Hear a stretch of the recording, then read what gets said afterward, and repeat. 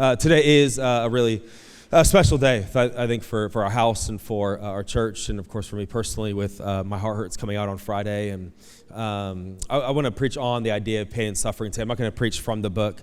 I think it's always like super cheesy and weird. Like, hey, everyone, I want to read from chapter 7 today, and we're not going to do that.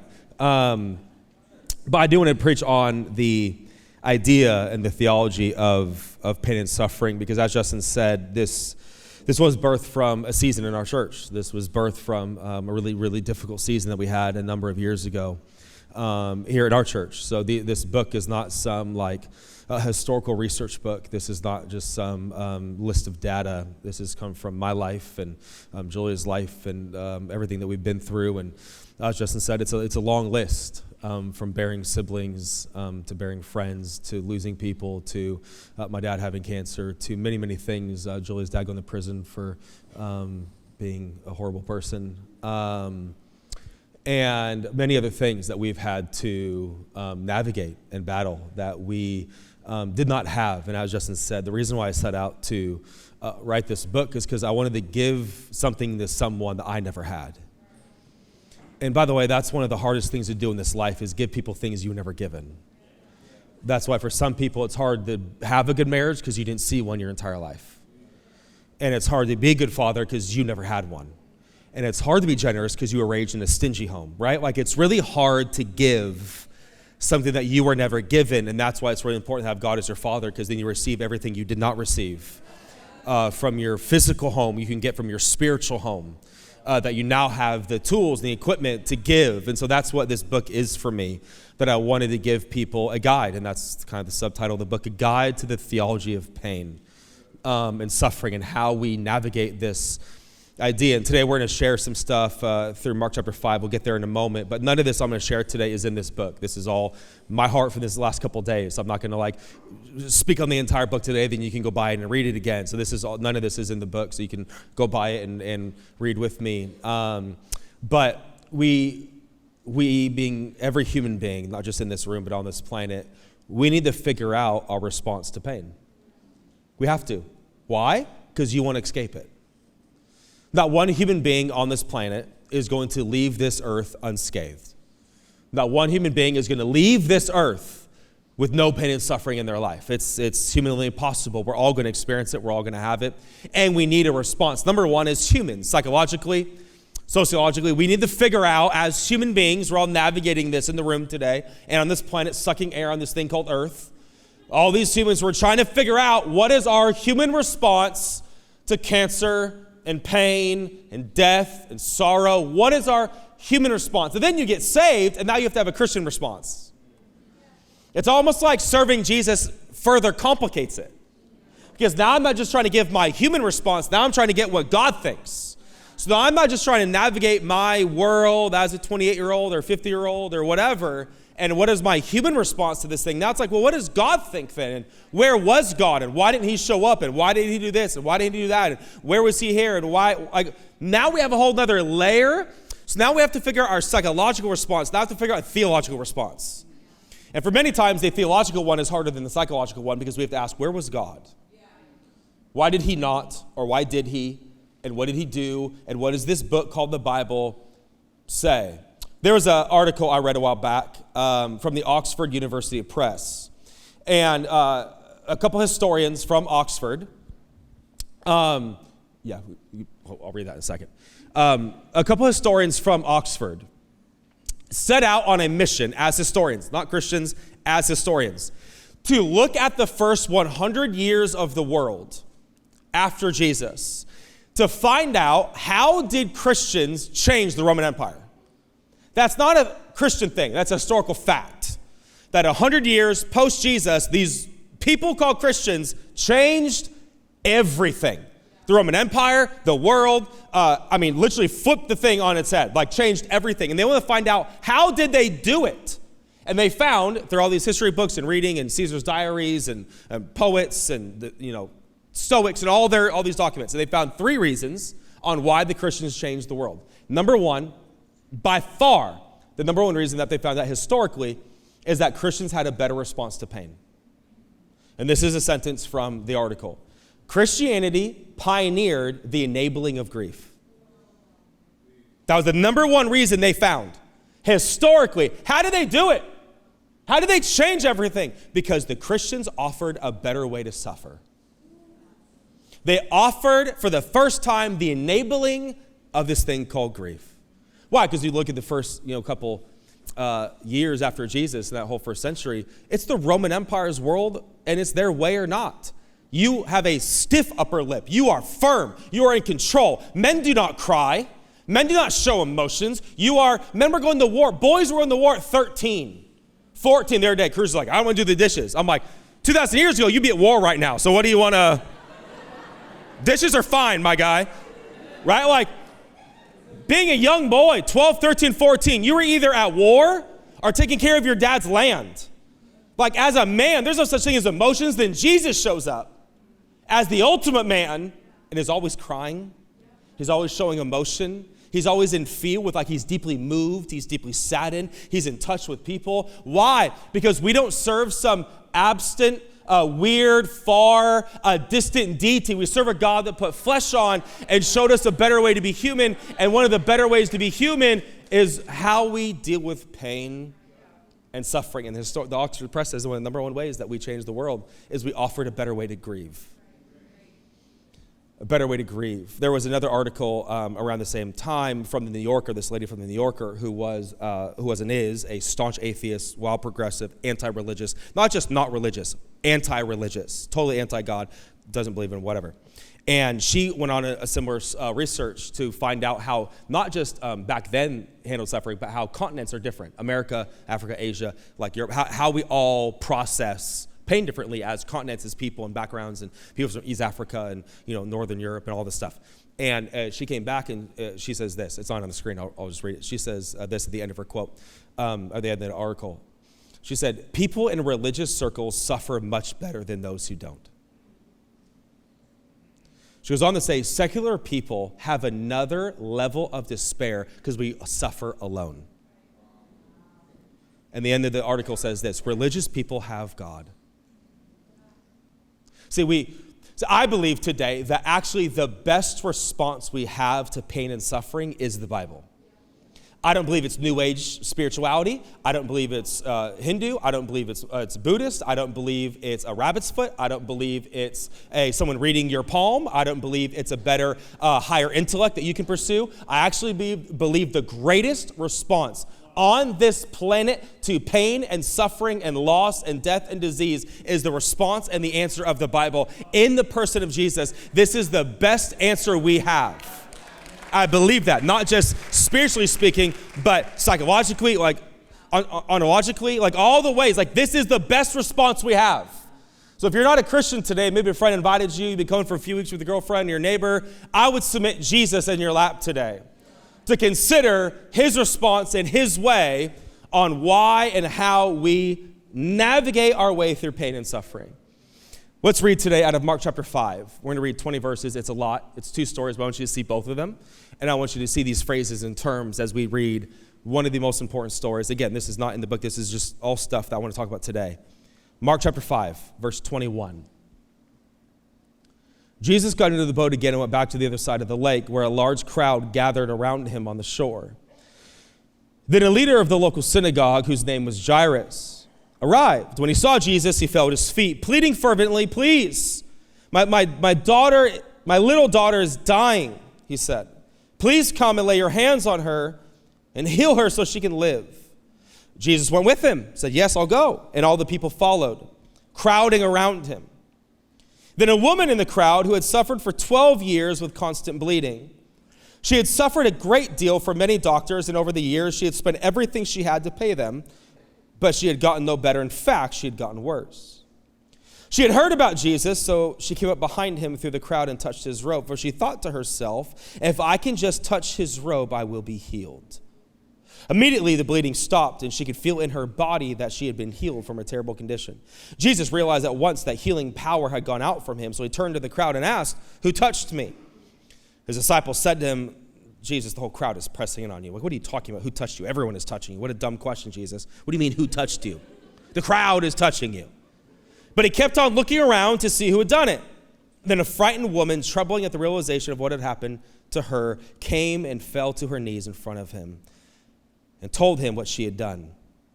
And he said to her, "Daughter, your faith has made you well. Go in peace, your suffering is over." While he was still speaking to her, messengers arrived from the home of Jairus, the leader of the synagogue, and they told him, your daughter's dead. There's no use troubling the teacher now. Hey, he took too long. It's sorry. But Jesus overheard them and said to Jairus, "Don't be afraid, have faith." Then Jesus stopped the crowd and wouldn't let anyone go in except Peter, James, and John, the brother of James.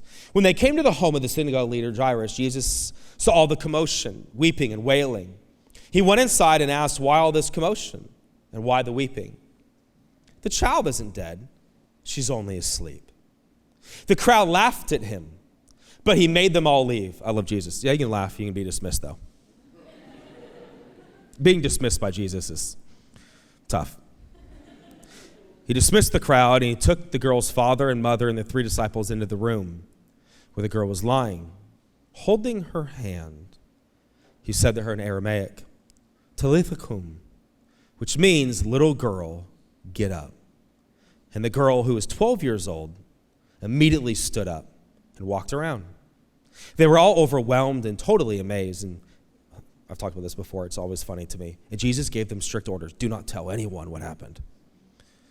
And then he told them, you should probably give her something to eat. I love Jesus. Don't tell anyone. Here's some toast. This is an amazing story. I would submit to you about the Bible is trying to show us in Mark chapter 5 the 3 different levels of pain. Furthermore, not just the 3 levels, but the 3 different responses and experiences of pain. I'll break this down for you. Number 1, we start with the story of this woman with the issue of blood. The Bible says that she's been bleeding for 12 years. And she spent all of her money trying to get better, but has not. 12 years is a long time to suffer with one condition. The woman with the issue of blood represents chronic pain. Chronic pain. Pain that's just been here forever. My dad is back in the hospital. His port that he was doing dialysis in got infected. Now he has a staph infection in his blood. And so that segued. A bunch of other stuff was there late last night. My dad had cancer 12 years ago. And if you put my dad's body on a piece of paper, 300 hours of chemo, 100 hours of radiation, 2 hip surgeries, 2 blood infusions, now a month of dialysis, 2 different staph infections. If you go through his body and you gave that to a nurse or doctor, they would probably say that person's not alive. But yet he is. But it's been chronic. It wasn't like he just had cancer for 2 months and it went away. It's been 12 years of immobility, death at death's doorstep multiple times all those 12 years. The woman of the issue of blood represents chronic pain. It's the pain that doesn't cease. The pain that keeps knocking and you have to answer. Then there's a little girl. The Bible, weirdly enough, gives us Jairus' name, but not these 2 people's name. And the Bible gives us that the woman with the issue of blood had been suffering for 12 years. The Bible doesn't give us date and time for how long the daughter has been suffering. When the Bible does that, it's not speaking to chronic pain, it's speaking to sudden pain. The little girl represents sudden pain, being sick out of nowhere, waking up to a text, waking up to a weird diagnosis, waking up to your spouse being gone, waking up to your business partner stealing everything, waking up to just out of nowhere, sudden pain. This is not chronic. Been happening for 20 years. This is just, you wake up. Because usually whenever the Bible talks about children, it gives us they've been struggling since they were born. Usually the Bible gives us timestamps. When it doesn't, it's speaking to immediate sickness. So this little girl does not represent chronic pain. She represents sudden pain. It's pain that out of nowhere is on your doorstep. Many times sermons stop there. We talk about with the issue of blood, we talk about the daughter, we talk about these 2 pains. But friend, there's one more individual in the story, and it's Jairus. Jairus is the representation of indirect pain. Jairus is not sick. Jairus is not dying, but it affects him because someone he loves is suffering. Right? With my dad, I do not have cancer. I have not been through 12 years of the stuff that he's been through. I do not have a staph infection, but his suffering indirectly is my suffering because someone I love is going through it. And many times we don't talk about the suffering of Jairus. It's easy to talk about the suffering of the woman with the issue of blood because it's right there. The woman or the young daughter, it's right there. But we forget, for many of us in the room, where the Jairus is stuck in the middle of, yes, it's not happening to me, but it's with me. And it's around me. And how do I handle indirect suffering?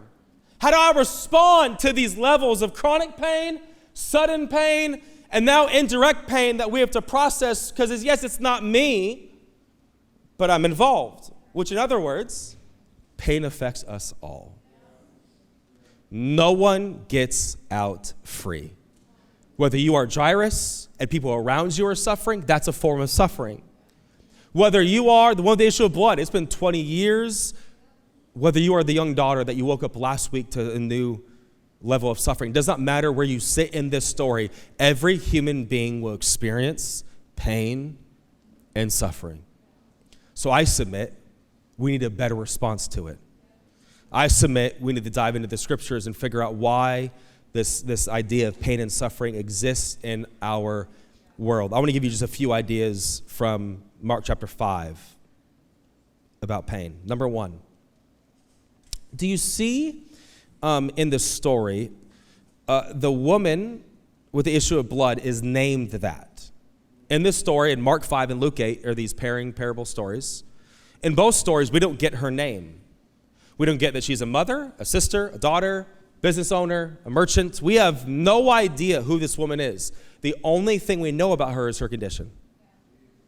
If I was in front of a bunch of preachers and I was, hey, everyone, I want to preach on the story of the woman with the issue of blood, every preacher would turn to Mark 5 or Luke 8 because that's how we call the story. Notice how we name stories based off the characters in them. Hey, I'm going to preach on the story of the woman with the issue of blood. Why? Because we don't have her name, which gives me the idea that one of the main things that pain wants to do is name you. Pain wants to name you. Oh, there's the divorcee. Oh, there goes the addict. There goes the porn guy. There goes the angry guy. There goes the drama queen. No one here. Right? Like, notice how if you will let it, pain will name you. Furthermore, not just name you, pain wants to make it your identity. And if you're not careful, you will only ever be known on what you've lost. You will only ever be known on what's left. Well, there's the girl, there's the guy, there's the couple, there's the business owner, there's the college guy, and if you will let it, pain will name you.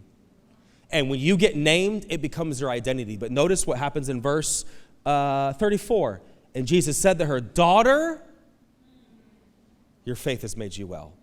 He does not call her, woman with the issue of blood, your faith has made you well. He calls her by her name. This is my submission to you. Pain, you will be named during pain, but you get to choose who names you. Do you want to be named by God or do you want to be named by your suffering? Because you will not leave the season of pain unnamed. You will be named. But I submit to you, I want to go by the name that God calls me. I want to go by the name that Jesus calls me. I don't want to be named by my suffering. But you will be. So who's been naming you in this last season? Because God wants to name you as well. But notice how he doesn't name you based off your issue. He names you based off who you are to him. You see, the devil will only ever call you by your sin, but God will only ever call you by your name. You ever heard that like someone's home when you like speak back to your mother? Do not talk to me outside my name, right? Like I have a name, and you will address me by my name. Why? Because a name gives identity. A name gives awareness of who you are. Jesus calls her daughter. Friend, I want to ask you today, if you've been through, as of late or maybe years in the past, if you've been through deep pain and suffering, did you let it name you? One of the worst experiences on this earth as a human being is having names hang above you that you don't want to be identified as. That just hover above you. You hear it in your ear. You think it when you go to sleep at night. You have these identities that hang above you. And I believe prophetically, God wants to come today and remove some names, remove some titles, remove some things that have been hanging above you, and call you by your name. Because it's not what you went through. It's not your issue. that you should be named by. It's really interesting in the book of Job. Talk about suffering. He lost all of his sheep, all of his cattle, all of his ranch, essentially, all of his money. That's checking and savings, like all of his assets and money. 10 of his children. The Bible says in Job chapter 1 that God allows the devil to touch everything. He said, you can touch everything he has, you just can't kill him. And the devil touches everything, touches his body, he gets boils. His home gets destroyed in a tornado, essentially. All 10 children die. It's talking about a book of pain and suffering. But notice, the devil never touched his wife. He let her stay. How bad was that marriage? The devil's like, you can keep her. I'm not gonna touch her. I'm just gonna leave her there. Like how? Like the devil touches everything but his wife. Like that's funny to me. He's like, oh, you can have her. I'm just submitting some thoughts here today. And then at the end, he has 10 more children. 10 more. At the end, he has 10 more children. 7 boys and 3 girls. At the end, he renames all of his new children, the 10. And the 3 girls, he names them Cinnamon, in Hebrew. Cinnamon, eyeshadow, or like beauty, or something around like sun or light or beauty. He names these 3 daughters this. Notice he doesn't name them loss, pain, suffering, anger, resentment. He names them what he wants them to be to him. Be very careful what you name things post-suffering. Because what's tough is when God redeems it, but you still call it the old thing. So you get divorced and you go through a horrible relationship breakup and you get remarried, but you treat your new spouse like your old spouse because you've been named by a season. You won't let God rename you, so you have the same marriage and the old marriage because you won't name things what they should be. You have the old friends walk out, you have the new friends come, fill in the blank. Be very careful what you name things because pain wants to name you, but so does God. And your name is not woman of the issue of blood, your name is daughter. Your name is not man of the issue of blood. Your name is son. Number 1, I want you to see that in this text that you can be named. Number 2, I want you to see this, that pain is humbling. Pain will humble you. If you have any inkling of pride, pain will strip you of it. A couple weeks ago when my dad was in the hospital before he went home, he was in the hospital for 40 days. He was home for 2 weeks. Now he's back. On Thursday he went back again. And I was, there 8 hours, 10 hours every day for the last number of weeks. And, I was charts and numbers. And I pretty much have a degree from Kaiser at this point. I'm on their payroll officially. We're in there and these 2 nurses came in and they're like, hey, sir, we're here to bathe you. And my dad was like, I don't want to get bathed. And I was like, Dad, you got to get bathed. Like bed sores and you smell bad, Dad. We got to, for my sake, Dad, we got to bathe you. And he goes, fine. And my dad currently with his body because of cancer, he can't move. My dad cannot sit up. He cannot move his legs. I have to pick him. I have to move him. It's been very, very difficult. And you have to roll him. He cannot move his body essentially at all right now. And so they strip you down naked in front of the whole hospital, whoever walks by, right? There's windows, like he's laying there naked and they're bathing him. He's like looking at me, smirking. And I'm just sitting there watching him get bathed, and then they leave and he goes, nothing like 2 women that you're not married to bathing you. It's like, and he's not saying that like being funny. He's like, it's wildly embarrassing to just lay there and have women bathe you. He can't go to the bathroom on his own. I have to go there multiple times a day and help him get up, move him to, and he's naked. I have to get him up. I've been calling myself the poop patrol lately. Whenever he texts me, I have to go. I'm like, I'm on my way, and so wildly embarrassing. He has multiple degrees. He's a PhD. He has 2 masters. He's written 65 books. He's a wildly intelligent human that pain has humbled. I'm not saying he was arrogant. I'm just saying pain will humble you. It will strip every idea that I can do this. I don't need anyone. Wait till pain knocks on your door and you have to make some phone calls that are humbling. Hey, can you come bathe me? Now, it might not be that extreme, but it can be that humbling to pick up the phone and go, hey, I can't do this. I thought you were strong. Not like this, though. I thought you had degrees. I thought you're the owner of the business. Pain is the equalizer to every human being. It levels you out to mere human. It doesn't matter what degrees you have, how much money you make, how intelligent you are, what family you came from. It levels you out. Because this is the thing, not to be graphic, but either my dad poops his pants or whatever, like goes on himself, or I help. Both is humiliating. So in other words, you will be humbled. You just get to choose how. My dad could be like, I don't need help. I'm going to do it myself. You're not going to. That's embarrassing. Sit there and soil yourself. That's embarrassing because you won't ask for help. Or you humble yourself and ask for help. So either way, pain is going to humble you no matter what. You just get to choose how you respond to it. Or if you don't be humbled, you'll be hardened. Those are your options. You ever met like an old crickety cranky person? And I don't mean like 30. Like I met an old 30-year-old. We hate you, by the way. If you're like 17, like old is like 32 to you, we don't like you very much. I mean old like 80s. And they're just angry. Get off my lawn. Move over.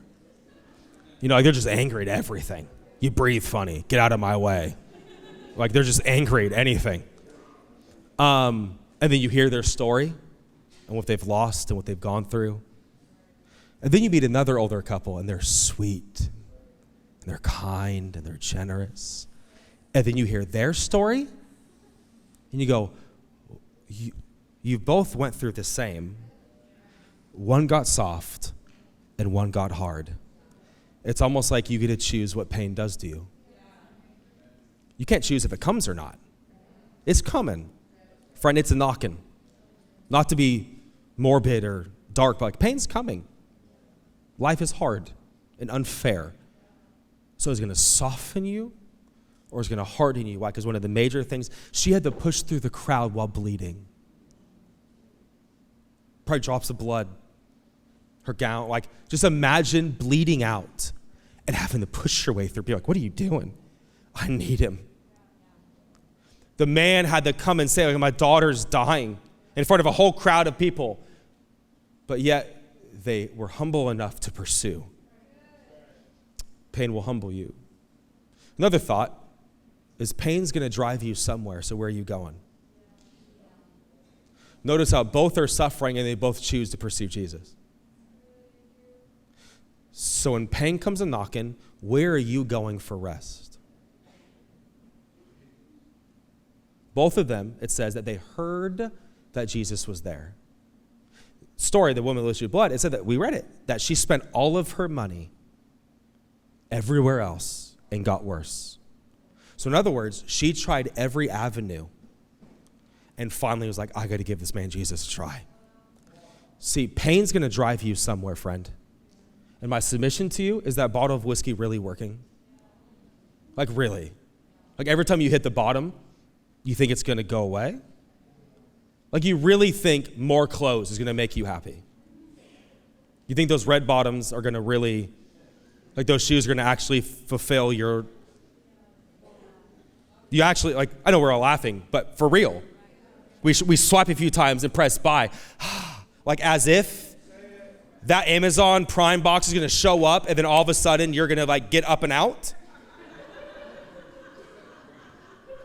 Like you really think one more tub of ice cream is going to like suffice. Don't be nudging. Hey, my guy, I told you, dude. Cookie dough ain't going to fix nothing. Hey, cookie dough fix everything. I'll tell you that right now. But I know we're laughing because we all do it. You think one more Netflix binge is actually going to suffice the fear in your soul?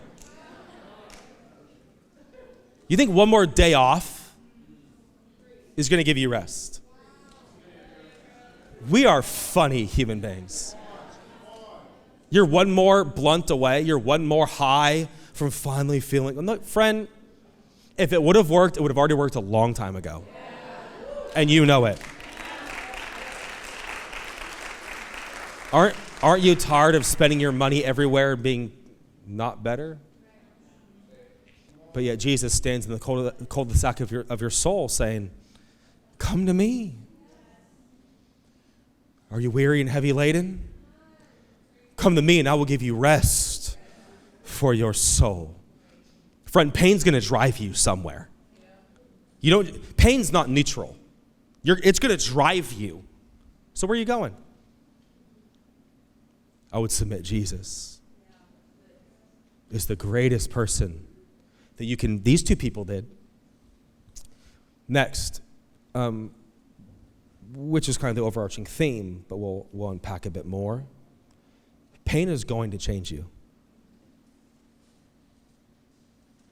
It's going to. Emphatically.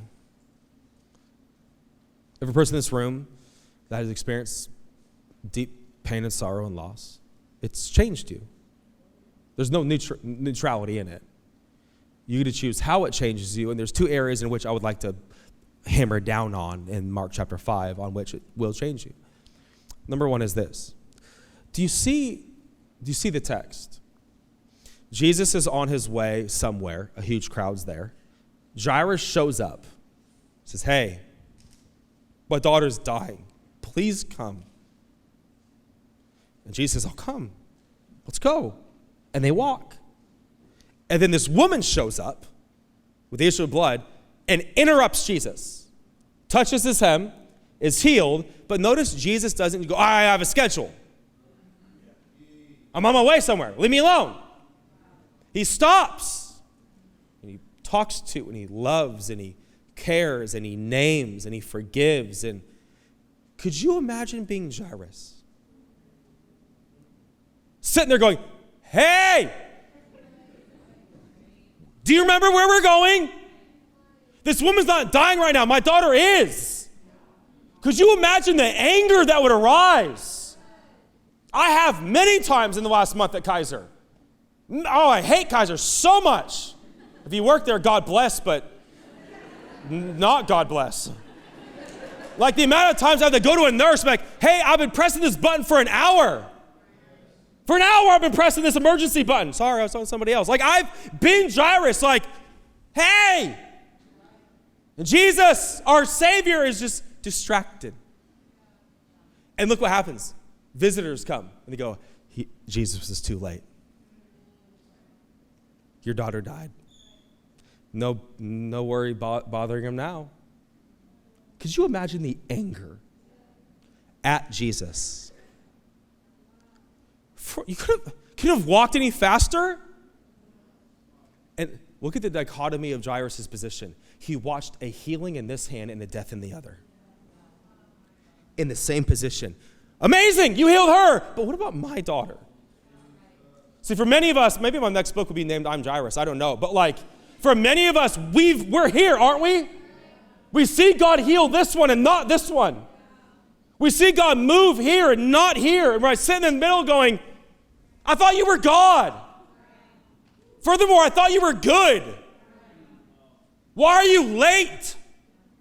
Couldn't you have done something? And why are you being interrupted with their pain? Mine's more important.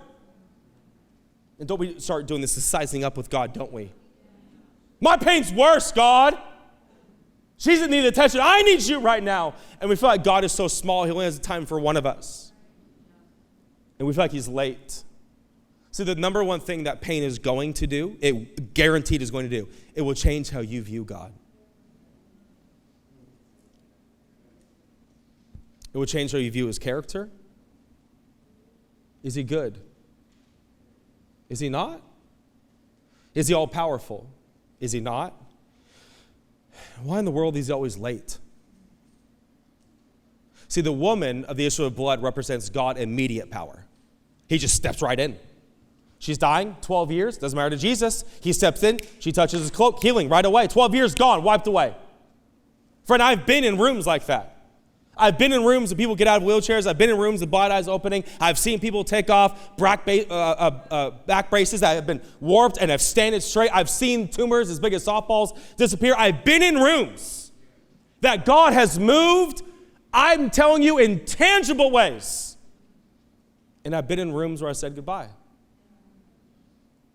I've been in both. And it still baffles my tiny little brain. What are you doing? Why can't you do both, man? And then stupid Christians go, well, if you just would have prayed a little harder. You know? Well, obviously you had faith for this one and didn't have faith for that one. You know, if your faith was higher, God would have foolishness. Or we say stuff like, well, what did they do? Because unfortunately, a lot of our theology is we serve a karma God, not Yahweh. Well, what happened? What did they do? Like all sin is karma from another life or another time or another season. If that's your theology, then Jesus must have done a lot of bad things. Which, of course, I just broke your theology in 5 seconds. We can't think that because that breaks all of this. So that means that even evil things happen to really good people. Not because they did anything wrong, but because sin has ruined the world. And we live in this broken, desolate place for now. For now. See, the woman of the issue of blood represents God's immediate power. The young girl, notice, I'm reading the Bible to you. She dies. And then God resurrects her. Then Jesus resurrects her. I think the woman represents God's immediate action. The little girl represents when God does it after death. And we don't like that. Because there's some healing that's only going to come in heaven after death. But notice what happens. Jesus doesn't say that she's dead. He says that she's sleeping. Furthermore, notice the details. It's a narrative, friends. It says that Jesus walks into the room and he holds her hand. It says, little girl. Better translation is sweetheart. It's like this soft, like, baby girl, get up. Now, which tells me theologically that if you are in his hands, death is but a nap.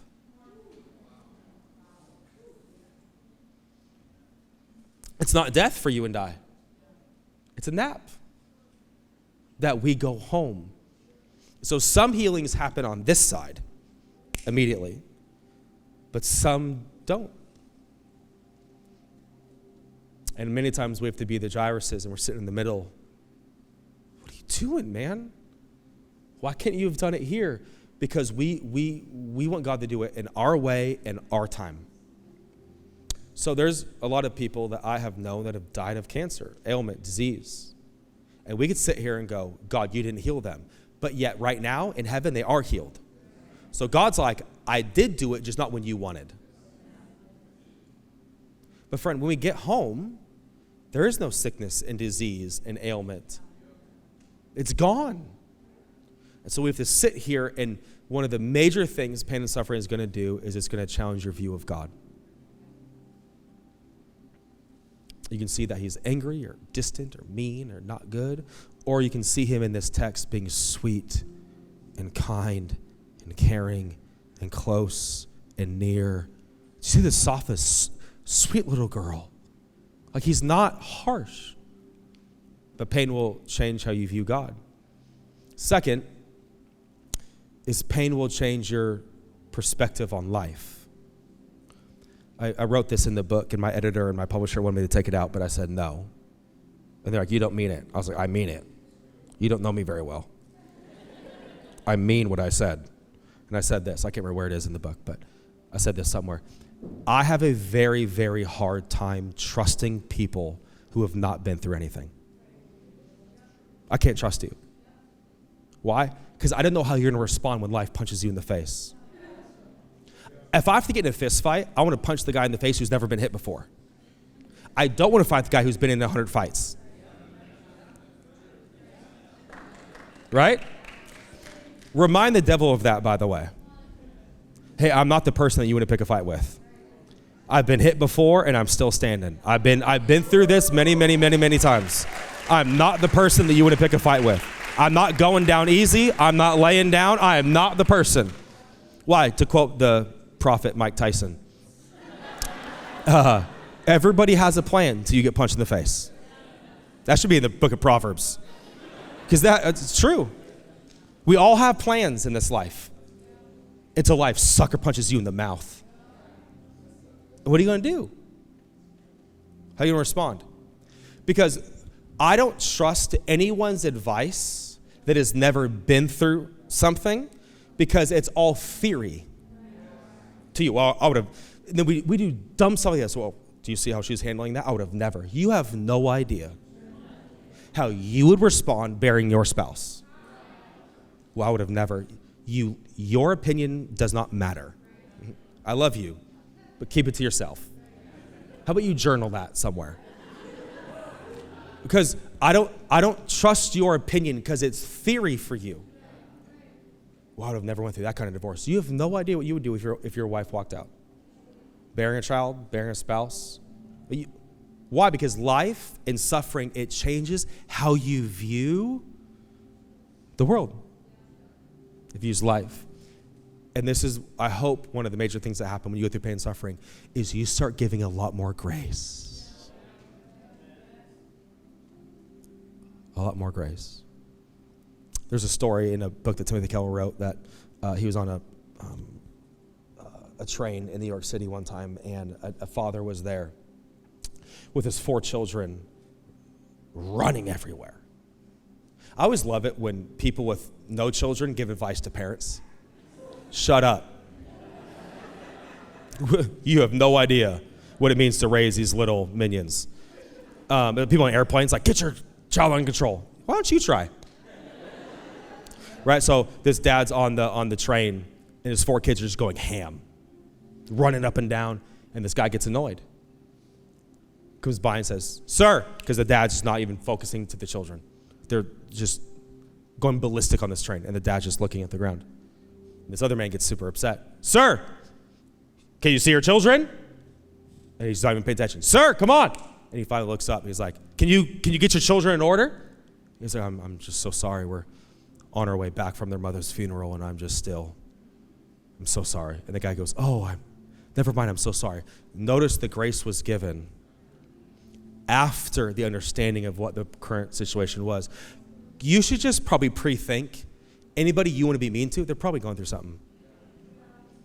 And just give some pre-grace to those around you, because we have no idea the pain sitting in the pew next to you, behind you, around you.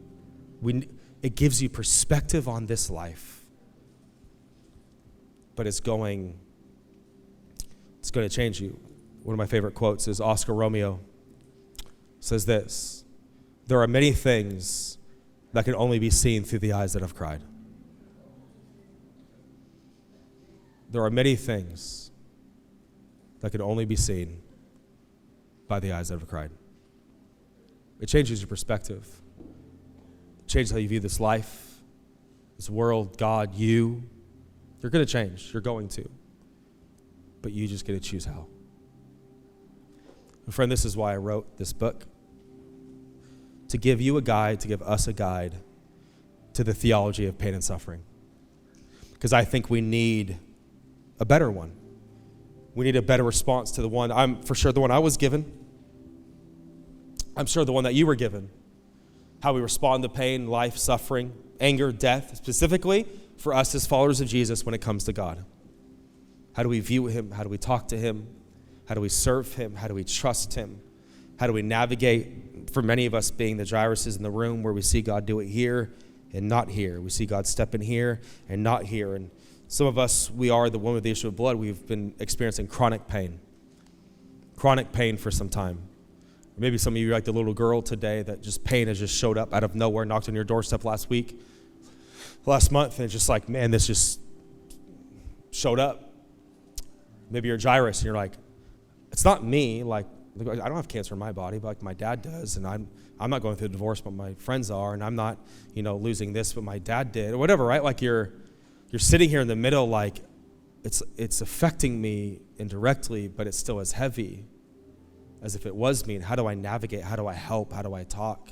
Because what's really hard is when the Jairuses in your life make your pain worse. How they talk, what they say, the things they pray over you, the things they write you. It's like, you're not helping, man. Because that's another major thing that pain does, by the way. It reveals your community. You see, mountaintops reveal who's for you. Valleys reveal who's with you. And that is not the same. You could have fans. People are for you, cheering for you. But that doesn't mean they're with you. Pain is the great divider. Who's actually with you and who is just for you and clapping, and that's great. But pain reveals your community and how you survive and how you live. And so we're gonna go into a time of worship today. And I know today's heavy. It's a lot. But I think for many of us, we could probably say, my heart hurts. My soul's weary. I'm tired of this and that, and this has been going on for 20 years, or this just started last week. And so what are we going to do? How are we going to respond? Because if we're not careful, if we don't have a good answer, you'll probably stop serving Jesus. It's a fact. You won't make it. You'll deconstruct. You'll walk away. God will become some distant deity that you once knew. You'll reform and refill your mind, and you won't make it. You won't. But if you can have a deep foundation of theology and trust in this God, even through the rivers of life, it gets deeper and more meaningful. And then these songs aren't just cute little songs. Now they're anthems that we sing and we celebrate and we declare over our life and over our soul. So would you stand on your feet? I want to pray for you. And this room overflows